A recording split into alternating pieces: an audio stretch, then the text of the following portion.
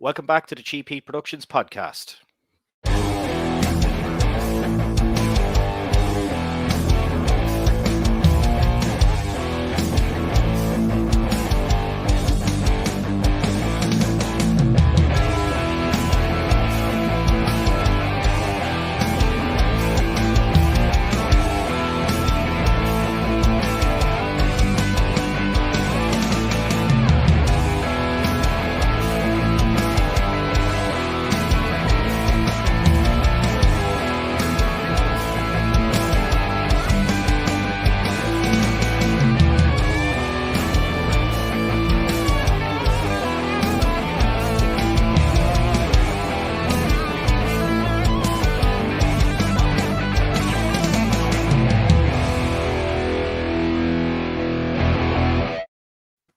Okay, welcome back to the show. And as you can see on our screens, we have a very familiar face from the wrestling world.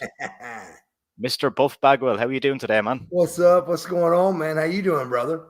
I am doing good. Listen, you guys have had a crazy weekend. Do you want to fill me in on that first? Oh, dude, this is off the chain. WrestleCade every year is always a great, where all the fans, if you're not familiar with it as a fan, put WrestleCade, Winston-Salem, North Carolina on your list for every year because it's unbelievable. And this year they had, it was unbelievable. I mean, just name somebody. It would be easier than me tell you who was there. But Sting, Steiner Brothers. Sting alone. That's one of my best friends, and I got to see him. And it was good to see him. He was in real good spirits. He came up and hugged me and everything. And with all the bad publicity I've been getting on internet lately, with Buff being drunk and messed up and not having his stuff together. Just all the crazy ass internet shit that's out there. I swear to God, it reminds me of a story when I was real wealthy and just was into wrestling, and I came home and I see this big white box that's a computer. Yeah. And I knew nothing. I know nothing about computers right now. And because I never had to, I wish I would have had to, so I learned more. But I didn't have to, so I didn't. All I had to do was, keep in mind, my job's a full-time job of being Buff Bagwell, which is gym, tan, diet to a T every meal. People think, they can think what they want about anything. But it really is tough to be buff. It's not easy. And I used to come out and make jokes of that, on TV. Like, do you think I just woke up like this morning? You just don't wake up and look like this. There's a plan, brother, when you look like this and you wake up. You didn't just wake up and look like Buff Bagwell. You planned it. So there was from the moment I woke up in the morning, it was straight downstairs to the Stairmaster and all that. So anyway, I see this computer, and by the way, I didn't know it was a computer yet. I go, what is this? And that's how long ago it was. This is 1997, probably, when I built my big house, and I was rolling and making $1 million a year, and wrestling was huge and all that. And I go, what in the hell is this? And they go, it's a computer. And I said, so this is the thing that they're saying. Anybody, like right now, they're saying that I can be anybody I want on this box. And they said, yeah. And then the person that I asked went like, yeah, isn't that cool? And I said, it'll never work. And here we are. Boy, was I wrong. But it's sad a little bit too, even though as cool as it is, we're able to do this. Yeah. It's also sad in the fact that everything they read, they actually believe. Yeah. I've had these kind of interviews, bro, where I've had to defend my mother supposedly calling the WWF at the time. That's bullshit. Asking for me to not be on some wrestling shows.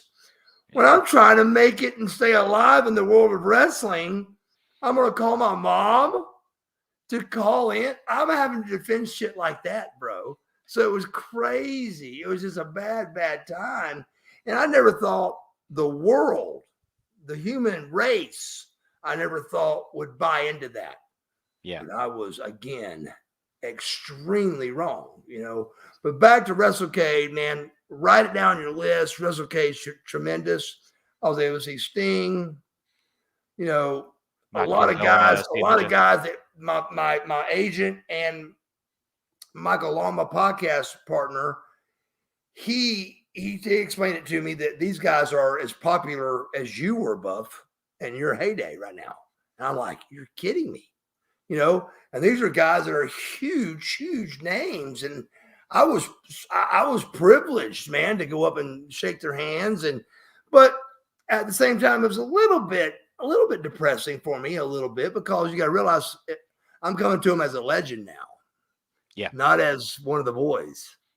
I'm a legend. And that's a great thing to be, but at the same time, it's borderline. You know, it's like, you know, legend thing ties age to that. You know, Jerry Lawler is Jerry Lawler's one of my best friends, and he's a legend. But now I'm a legend too. Oh God, I don't want to be old. And Jerry Lawler looks incredible, and he's one of my best friends, and he's not old to me. You know, but we're still considered legends because there's so much talent coming up, you know. But great time at WrestleCade. Really, all the guys got to see Marcus Alexander Bagwell. All the guys got to see Marcus Alexander Bagwell. And that made it really cool to me because of all the bad publicity and the haters and the Hannibals. Which, by the way, I hate his guts. And God, I hope you say something back so I can drill you again. Did you not guys do a show together not so long ago? I thought I seen you guys do a show. He had me on a show, then buried me with all my friends, acting like I was first of all, acting like I was drunk on his show. And then said that, then he got friends of mine that I had words with over it that were, see, there was two things that happened to me. There was two car incidences that happened to me. Yeah. I had a guy that I can't talk about it, but long story short, an incident happened, and I was ran through a MARTA bus station bathroom, which sent me to the hospital and caused everything that's happened to me with the repair of my patellar tendon and me being out for a year from wrestling, which at the same time, COVID happened. Yeah. So either way, I lost a couple $100,000 a year. I mean, a couple hundred grand period, because you couldn't wrestle and my knee was hurt. So it was a good time to be hurt if you're going to be hurt. But long story short, you know, I had that incident, and then I had another incident where a guy said I hit him, and so they had me for hit and run. But I pulled over. I said, "Bro, if Buff Bagwell hit and run you, guess what? You would have never called me. If I hit and run, brother, I'm gone. You're not going to catch Buff Bagwell." Well, this guy come up behind me, flashing his lights and stuff. So I pull over, and he's on the phone. Well, there's a warrant for my arrest that I know about, but because of COVID, they had not been doing warrants because of COVID. They didn't know what to do yet. Okay. And they still don't know what to do because of COVID in jail. So, but they just had released it that warrants were counting again. So I knew as soon as I saw him on the phone that I was going to jail.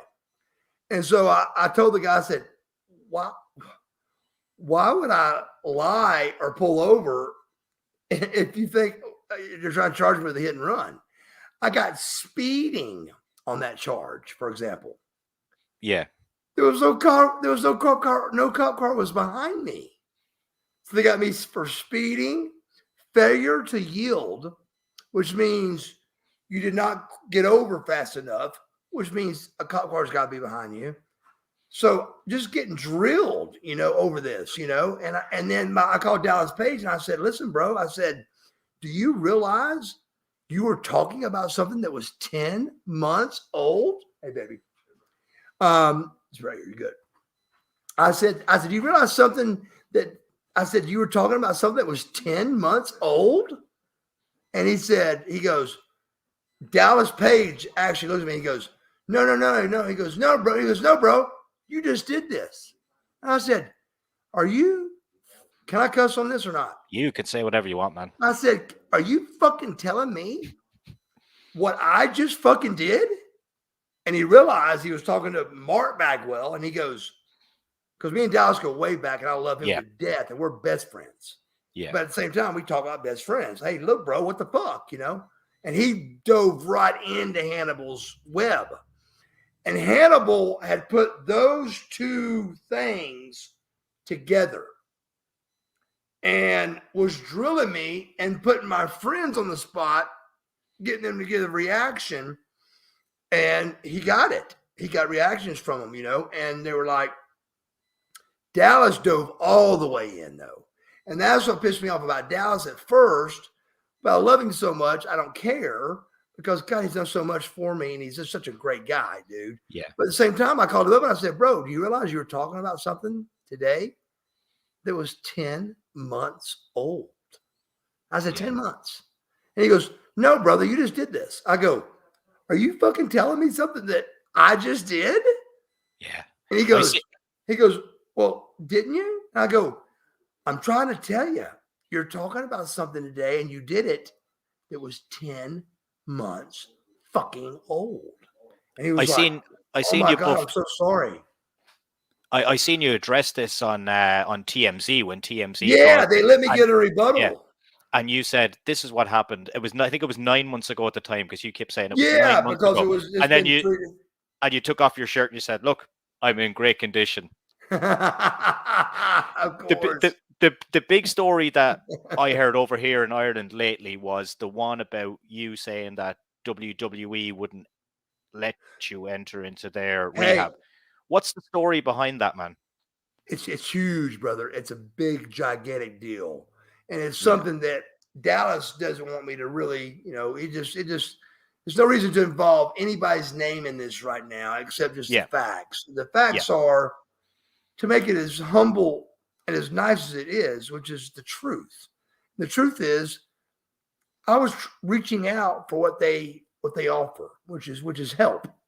Yeah. And it's not like I'm out of control and partying my ass off. I mean, the whole for 3 days this weekend, everybody saw Marcus Alexander Bagwell. So when you're messed up, you can't hide it, bro. I'm 250. I look great. I feel great. You can see me right now.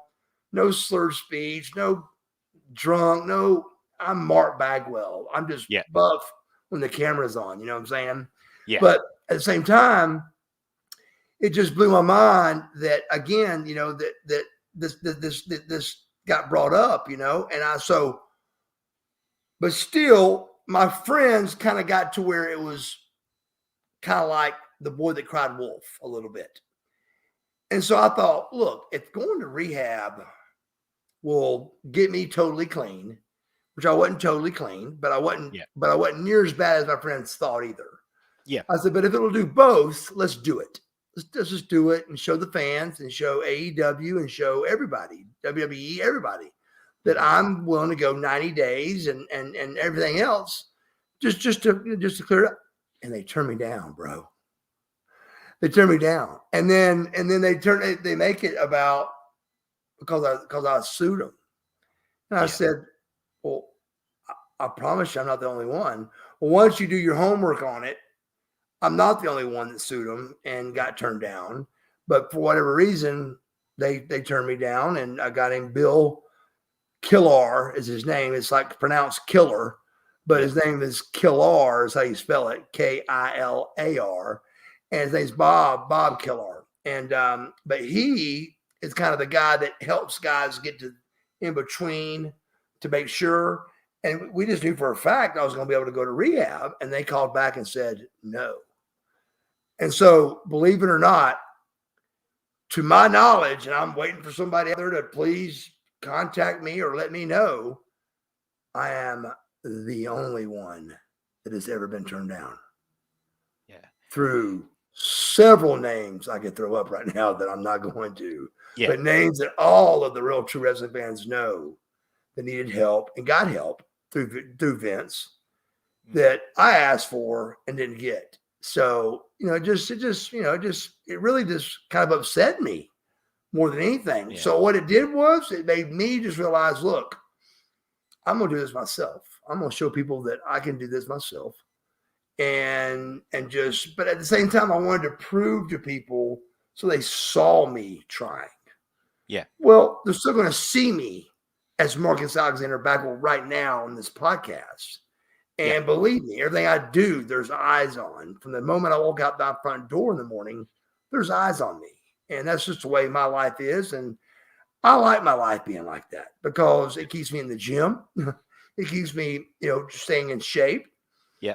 I remember the old timers back in the day saying, look, man, one day you're going to regret that name, brother. And I didn't get it at 25. I was like, I wonder what they mean, regret that name. Well, brother, I turned 40 and I realized what they meant. I got it.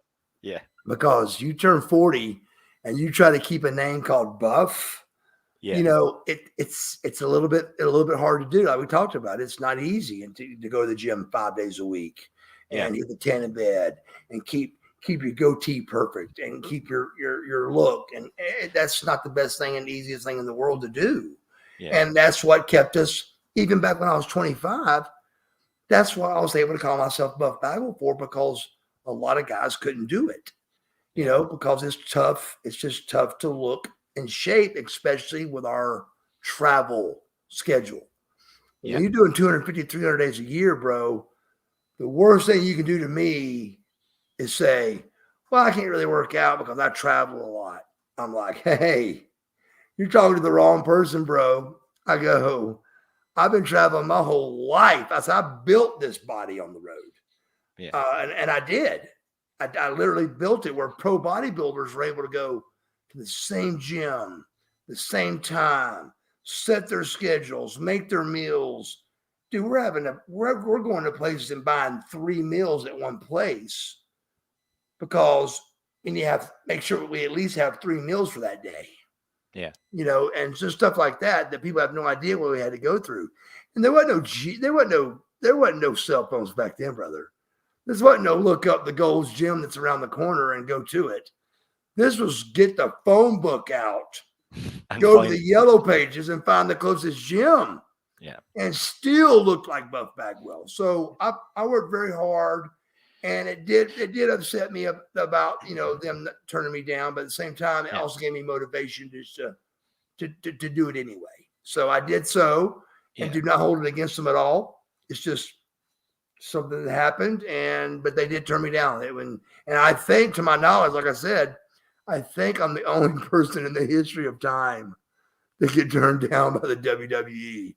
And I'm talking about some heavy hitters out there that went to rehab several times, that went to rehab that they paid for. And I asked once and get turned down. So I want to know. I hate that, but at the same time, it humbled me and made me go, look, nobody's gonna reach out and help you. So let's just buckle down and let's fix this. And I did. You were very successful for over 10 years in WCW, and then you came to WWE. And to say that they didn't pull the trigger on you would be an understatement. Why did they never give you a shot? Because when you walked out on Monday Night Raw for that night against Booker T, the crowd were into it. Like, the crowd cheered you. You were over. You were carrying momentum from WCW, being tag team superstar over there, part of the NWO. You were a massive part of WCW. Yeah. Why do you think that they just said no?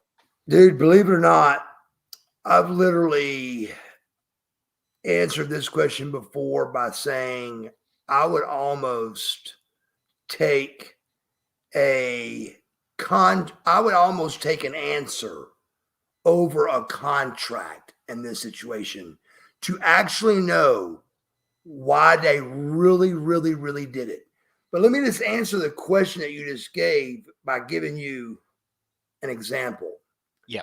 The next week from the night me and Booker wrestled was Atlanta. Did you know that? Okay. Okay. No, I didn't realize that. No. Think about that for a minute. Yeah. You're Vince McMahon. You're calling something the invasion. And we're invading Ted Turner, which is in what city? Atlanta, Georgia. The next 7 days from the night me and Booker wrestled, we were going to be in Atlanta, Georgia. Now, you put Booker T and Buff Bagwell in Atlanta, Georgia, and the roof's going to come off the place. Yeah. Instead, they put us 5,000 miles away in a city that WCW's never been in, and if they had, maybe once. And so all I can tell you is I don't know why, and it blows my mind, but the world knows, and you said earlier I could cuss on this. Yep. The world knows I got fucked. Yeah. Buff Bagwell got fucked, and the world of wrestling knows it. And I don't know why. I'd give anything to know why. But I got fucked. Yeah. Now, I think, if you want my opinion, I think they needed a sacrificial lamb to straighten up merging two companies that didn't want to merge, because if I get hired, that means somebody's getting fired. Thank you. So why would they be friendly to me knowing that I could take their fucking job away? They're not going to be. But I literally was so young, I came in going, oh my God, I'm going to see all my friends and this is going to be fantastic. And I walked into my hand out like this and, you know, arms crossed. And I'm like, holy shit, this ain't going to be what I thought, you know? So it was rough, man. It was rough. It was like I said, they always say, you know, the first one through the door gets the bloodiest, and I got bloodied and fired. Yeah. And they actually had the nerve to call it released. They used the word. I raised my hand. In the meeting, I raised my hand. And Vince goes, you ain't got to raise your hand, Mark. And I said, I feel like I need to. I go, are y'all firing me? Because, I mean, I'm getting fired in Atlanta, Georgia, and you're Buff fucking Bagwell, bro. So I'm like, what's going on? And so I go, am I getting fired? And they come back like that. And they say, no, we're releasing you. I was like, am I missing something here? I re-raised my hand again. And Vince goes, Mark, you ain't got to raise your hand. I go, I feel like I have to. I go, what's the difference of getting released and getting fired?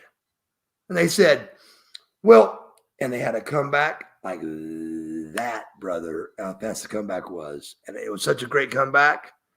I started just shaking hands and leaving. And it was, well, if we release you, we don't got to redo your contract in 3 months. We can just bring you back. If we fire you, we've got to redo your whole contract and it'll be more trouble. Right when I heard that, as quick as I heard it, I said, start shaking hands and just leave on good terms. And I did. Yeah. Even with the heat that I had, Buff Bagwell stood up. Everybody in the room, from Jim Ross down, can lie or tell the truth, whatever they want to do. Buff Bagwell stood up, shook everybody's hand that was in the room, all the bosses, thanked them. I even said, how do you want me to do my bags? Because when you come in a building, there's one way you come in with your bags. Nobody goes that way. There's one way into the locker rooms. So if a Buff Bagwell or a Star is going that way, you're going to have a bunch of guys going, hey, Buff, where are you going? Well, I thought about that in the meeting I got released. And I said, what do you do with my bags? I mean, can you help me get maybe somebody to set them out to the side or something? I was even trying to help them fire me. Because I literally just didn't want to have no more heat. And I said, do you want me to have somebody, won't just have somebody grab my bags for me? I'll walk out. And they go, they didn't give a shit about that. They were like, nah, it's okay.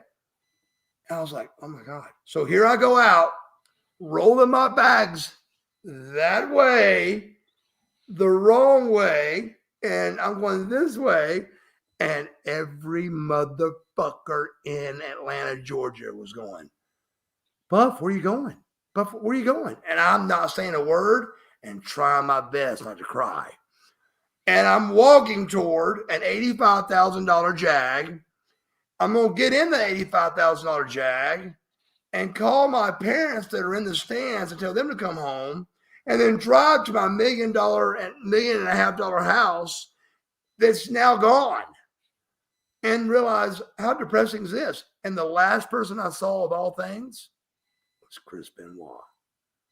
Wow. The last person I saw was Woman and Chris Benoit, and that's where I cried. I was trying not to cry. I got in my car, and they pulled up. And Chris was hurt.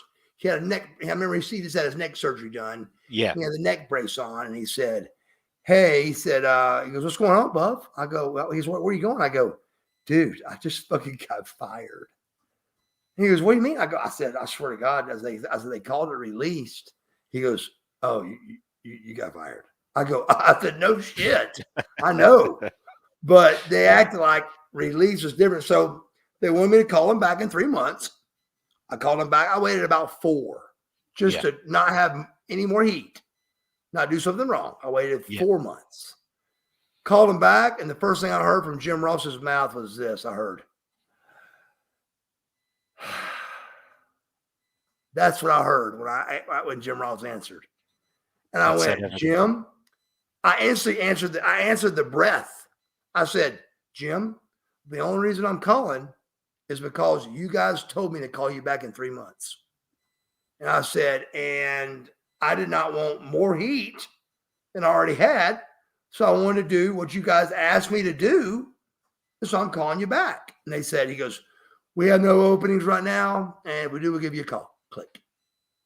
And I think I tried a couple of times after that to call John Laurinaitis. I even offered Laurinaitis, when he was running things, I offered him, I said, look, bring me in for a month. Bring me in for 2 weeks. Bring me in for a week.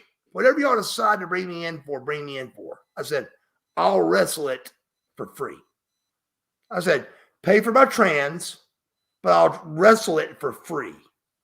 I said, at the end of that 2 weeks, 3 weeks, 1 week, month, whatever you want, y'all realize if you want to keep Buff or not. But give me a chance. So to my knowledge, and to an interview that's coming up on Conrad Thompson's website, on his podcast, it's going to come up, because he's so intrigued with this, and I love it. I love him being intrigued by it, because I want to get to the bottom. I want to tell the whole story too again and get it straight, because it's never been really straightened out on what Jim Ross said, how he said it, why he said it. It's still wide open on really not clearing it up. And he's blown away himself on why did I not get a second chance. Yeah, I seen Kurt Angle talking about it with Conrad a couple of weeks back. That podcast is what made me contact Conrad. I saw the podcast too, and I instantly had my agent type in my words to an email to Conrad Thompson, and we set up. In fact, he's calling me back. I was going to go on yesterday, but we had our thing at 4. We was coming home from WrestleCade and all that. So he realized it was just pushing it too, and there's no reason to push it. But he's really excited about going online. Like I said, for example, if Jim Ross fired me and liked me and was really doing his job as he says he was doing, why would I be upset? I wouldn't be, because Jim Ross has done nothing wrong. Jim Ross was doing his job, and he was told to fire Buff Bagwell, so he did so. There's no reason for me to be mad. How can I be mad about that? I can't be.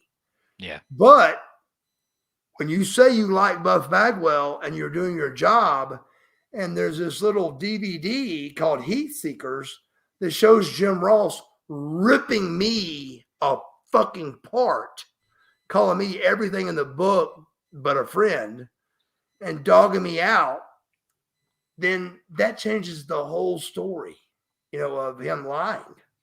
And that's what pissed me off about Jim Ross all those years was there was only 3 witnesses the day that I was told to stay home that the famous mother story got brought up. Yeah. And that was me, God, and Jim Ross. There's no witnesses, and the fans obviously are going to believe Jim Ross over Buff Bagwell. And so the fans actually, I didn't think they'd believe my mother called, but they did. And finally, it got to where I would say, hey, look, let's say my mother did call. Let's say she did. Let's say she's lying to me and my mother called, which, by the way, passed away this past week. And thank everybody out there for calling in and thanking so much for, texting me and everything. I really appreciate all the fans that supported that. And I really thank all the fans that responded to that. But even if she did do it, let's say, so what? Bagwell, tell your mother not to call us no more. Bagwell, we didn't like your match. That ain't how we do it here. Mm-hmm. But I got no warnings, no nothing. I just got fucking fired, bro. Yeah. And to answer your question that started this whole answer was, I don't know, bro. I don't know. I just know I got fucked.